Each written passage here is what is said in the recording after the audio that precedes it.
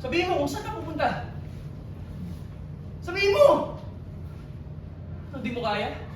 Ma, pupunta yun sa sugalan sa Velasquez. Yung hiningi niyang pera sa inyo, pinagsusugal niya. Kaya ako nabudol nga ako dyan eh. Nanakawan din po ako ng pera sa kwarto ng isang araw, Mercy. Aling Rosing, ako rin yung wallet ko tsaka relo ko nawawala. Hindi ko mahanap. Rex? Ito ko ba to, Rex? Hindi wala ka ba sa mga yan? Kaya sa akin.